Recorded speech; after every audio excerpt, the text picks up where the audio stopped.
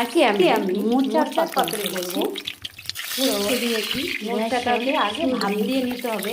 কাঁচা লঙ্কা, কালো জিরে, বেসনটাকে ভালো করে ফেটিয়ে মোচাটাকে ভাপ দেওয়া, মোচাটাকে মেখে পাতুরিটা তারপরে ভেজে উঠালাম। ভেজে নিয়ে পাতুরিটা করতে হবে। দেখুন, এটা তো সবাই জানো, তবু আমি বলছি নিয়ে। আর এটা তারপর কালো জিরা দেবো, খুবই ভালো হয়, খেতে খুবই স্বাদ হয় এই পাতুরিটা মোচার।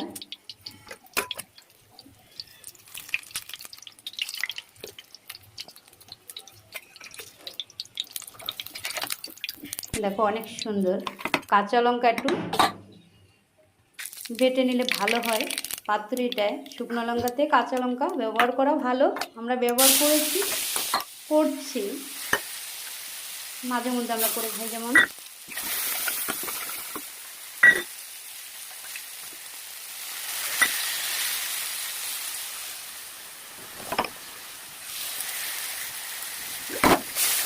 কষিয়ে নিচ্ছি, পোস্ত দিয়েছি, সব কিছু দিয়ে কষিয়ে নিয়ে মোচার ভাজাটাকে দিয়ে দিলাম। মোচা